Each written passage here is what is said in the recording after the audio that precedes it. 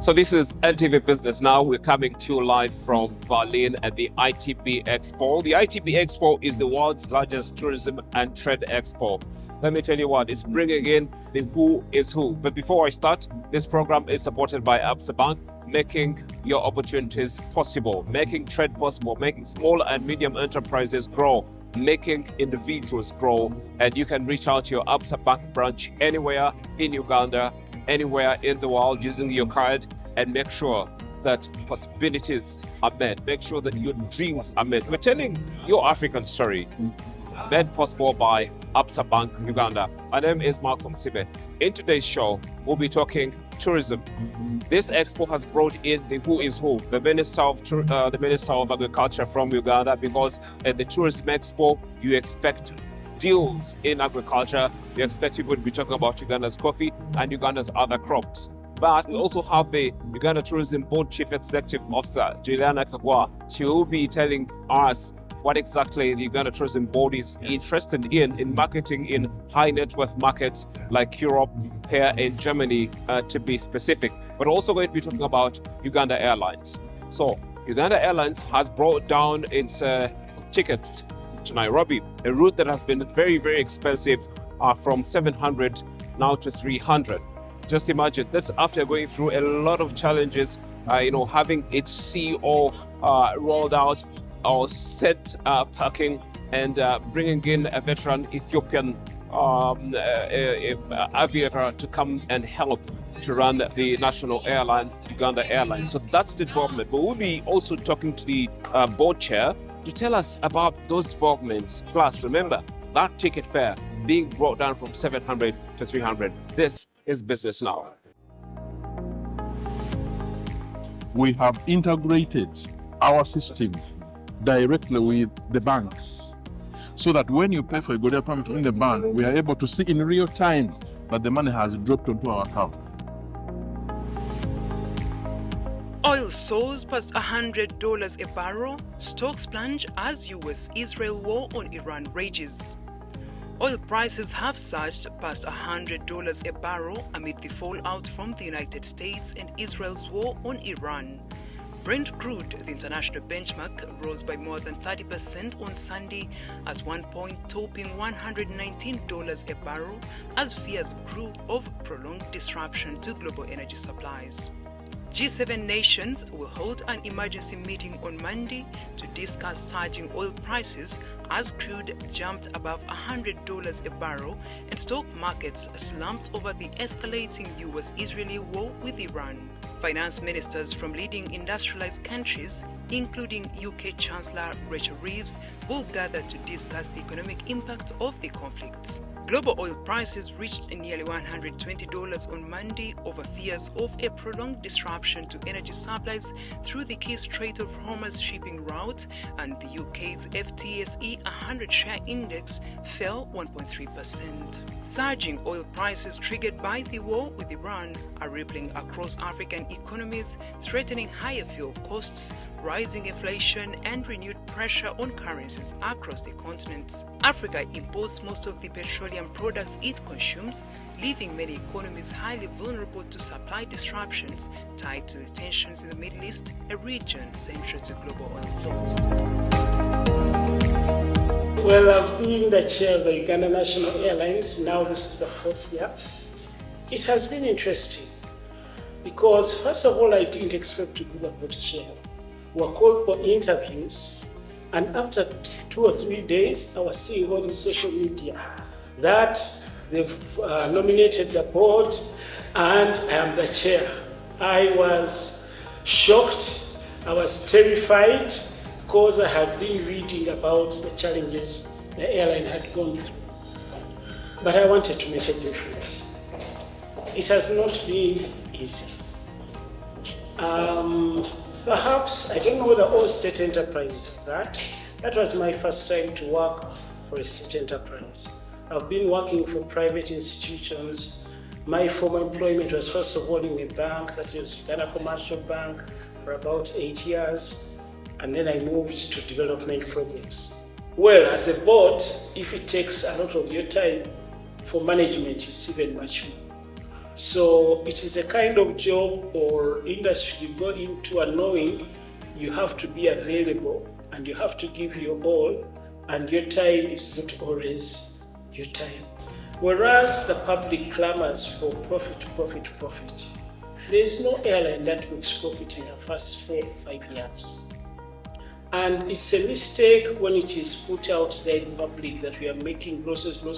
Yes, look at even Kenya Airways that has been there for so many years. They make losses. How much more us with our few aircrafts?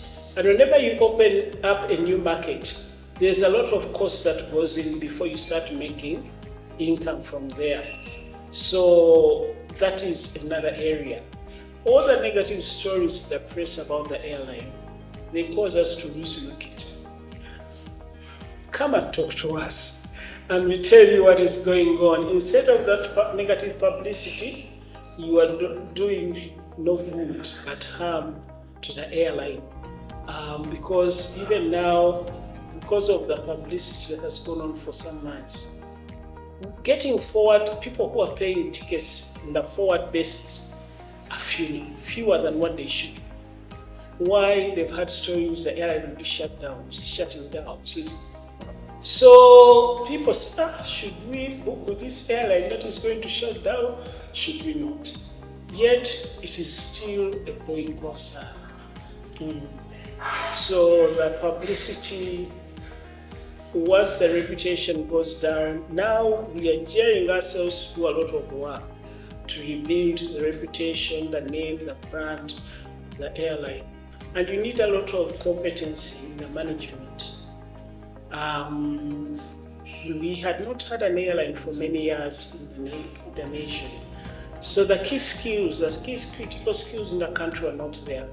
Of course, some of the people who joined came from other countries, Ugandans, but still we needed more, I think, in the executive management, people with the real skills who have worked with an airline and have experience of turning it around and making it work. Having started with new aircrafts meant that we could have that comfort of owning aircrafts, but not having to be paid for them. So there was a comfort in that one. But then on the other hand, perhaps with the same money that bought aircrafts, we could have had much more aircrafts to use if we could have been leasing. But leasing is also quite an expensive venture. It is good when you know you're making money. But leasing is good also for the short term. Like we've had to lease sometimes to make up for profit from aircrafts or opening up windows. You need emergency to make sure there is an aircraft to cover you should some of their aircraft go down or they are going for servicing, engine overhaul. You need leasing. So there is a place for all, and you need them. And there are different kind of leases. We've been doing wet lease, but now we are looking at doing dry lease, because wet lease, the airplane comes with everything, the cabin crew, the insurance, all that. They do the maintenance. With dry lease, you have your cabin crew and you have to pay insurance and all those other things. So that is a graduation from wet and then to dry lease. So there is a place for everything.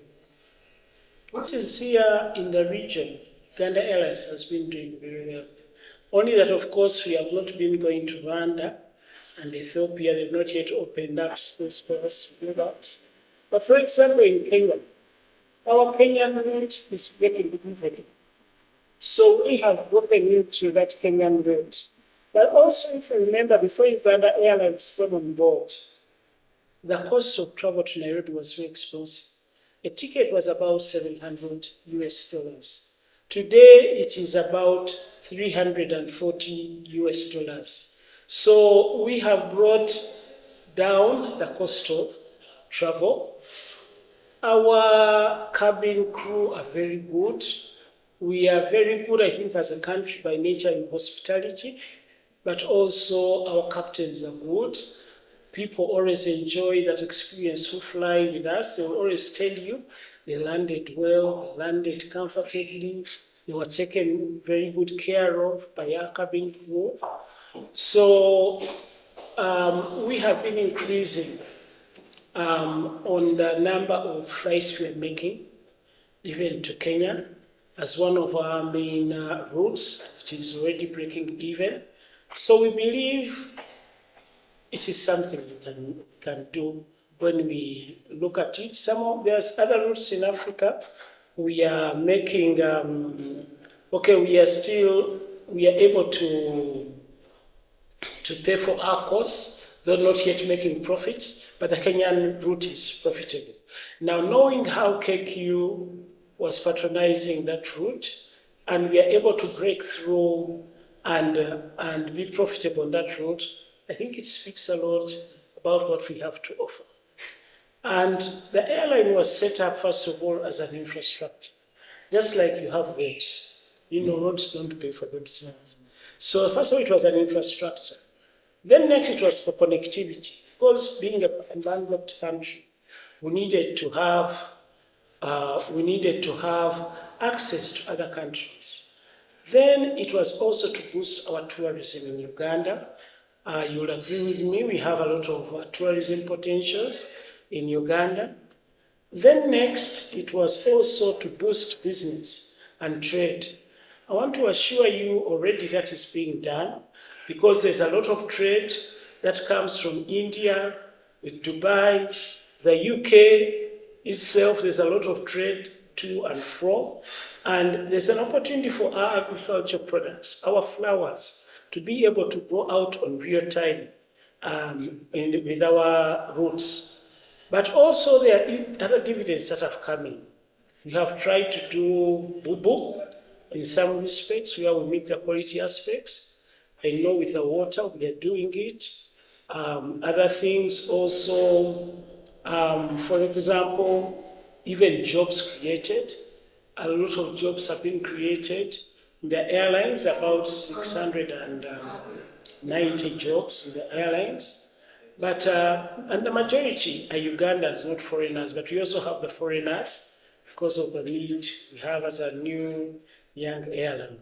So, yes, there have been other benefits. So people want to talk about when we have delays, but every airline gets delays.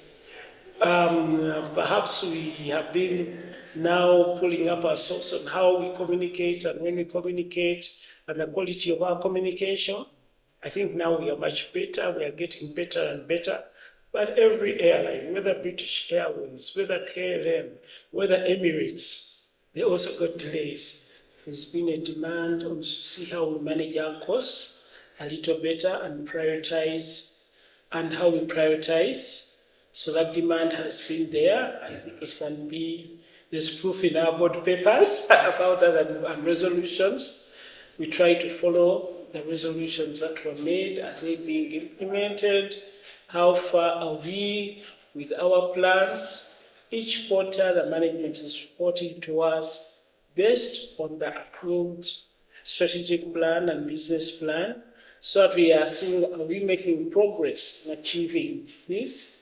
We currently have a 10-year strategic plan that was approved, though now with our new acting CEO, we are also going through with him before we print it out and officially launch it, to see what are areas he feels we should change to make us even more strategic.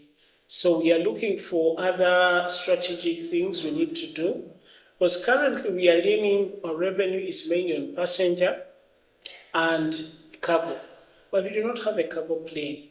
So, of course, approval was made for us to have at least 2 cargo planes, a narrow body and a wide body, so that we may grow our cargo base, because already we've seen it has been growing and there's potential in that area. But we are also seeing other areas of growth that we can do, like ground handling, so that we can maintain for other airlines that come to Uganda. We want to look at things like having a launch and earn those incomes that come in from having a launch. and other business ventures in maintenance. So we are trying to see how can we increase in our capital base, because getting revenue from only passengers and cargo is not enough, and the profit margin is so little. So if you are to grow it over time, you need to work so hard. We're also trying to strategize and see which are the routes that can work for us for now. We have tried out 17 routes, so we want to look at, of those routes, are there any we need to drop? Are there any we need to postpone? Are there any we need to maximize and build on more because they have more cost benefit to the airline? This is NTV Business Now, and it's made possible by Absa Bank. The support from Absa Bank, we're telling you right now, is the current campaign around the DG loan. You can visit any Absa Bank branch near you all around Uganda and ask about digital. And this will make everything that you are dreaming of possible, be it a business, be it school fees, be it all the opportunities that you're looking to put together.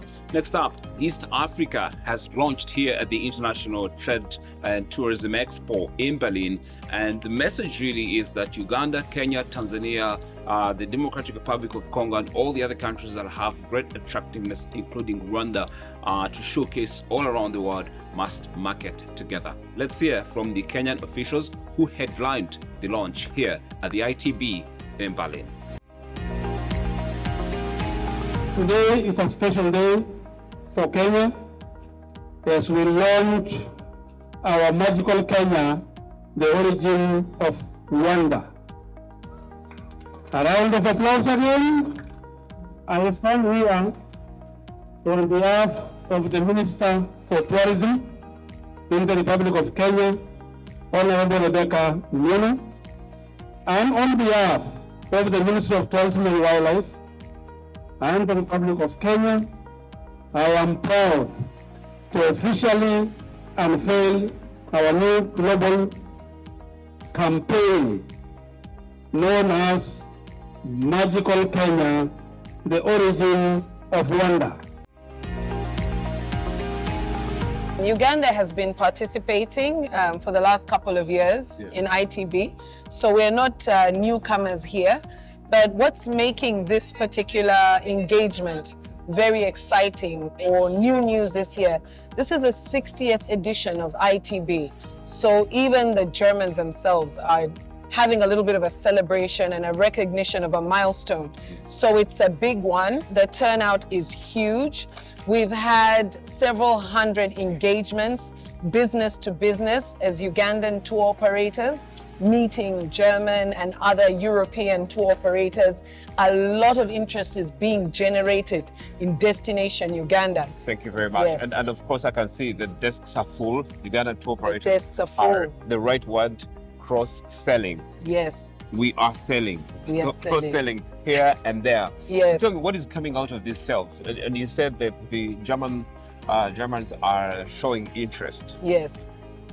That's what are you hearing from them? I keep asking that question. Yes. When this guy sits on the desk, Yes. what is he looking for?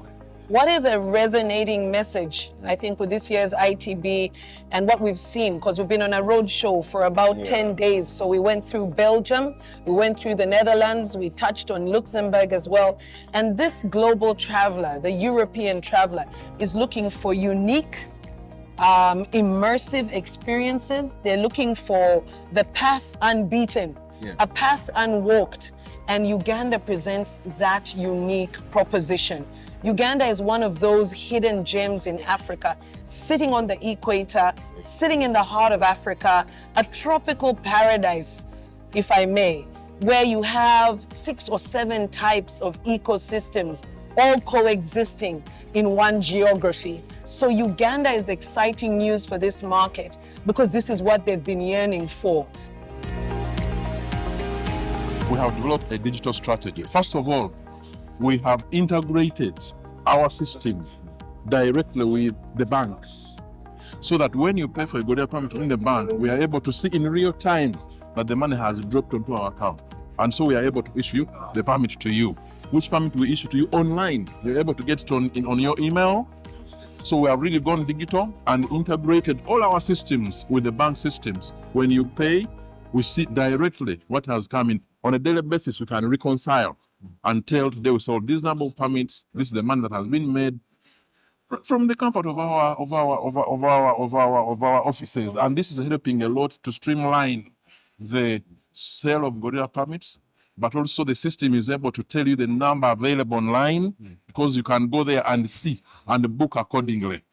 But also, we've developed the digital strategy further in terms of law enforcement, security in our parks, because now we have developed what we call the Earth Ranger system. What is in UWA's new report currently to do with your results?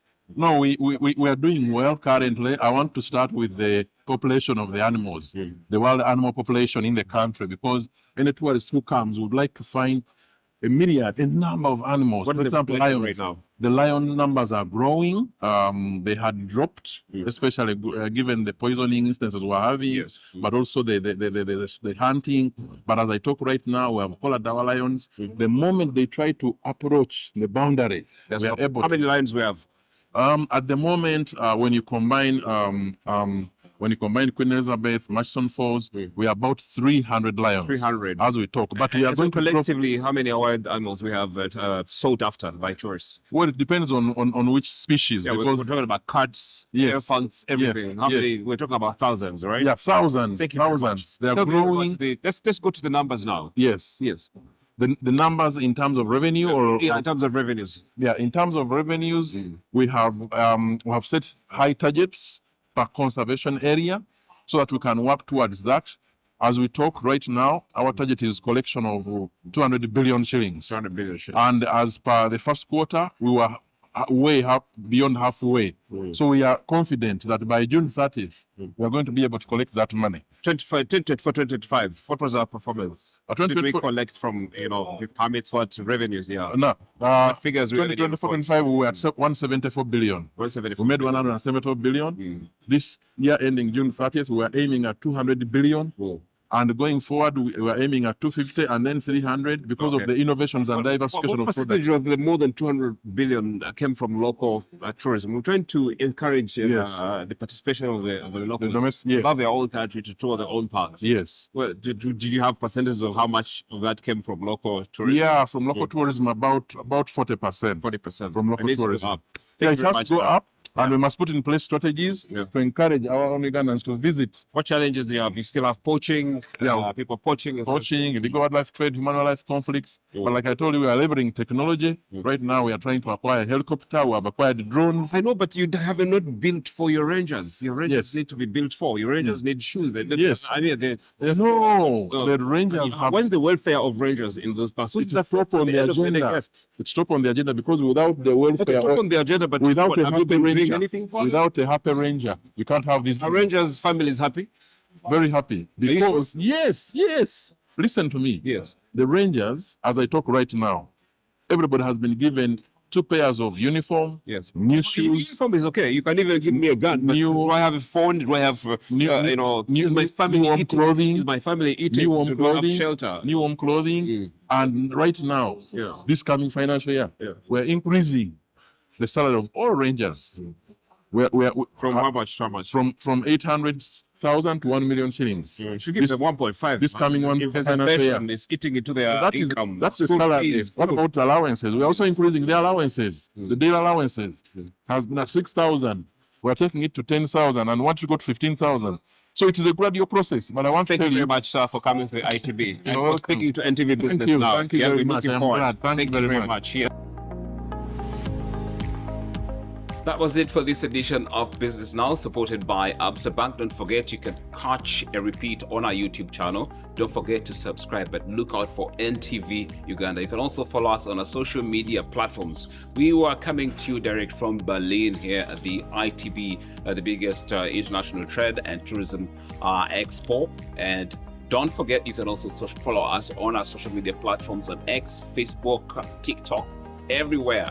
And next up is NTV Tonight. My name is Malcolm Sime. Enjoy your viewing.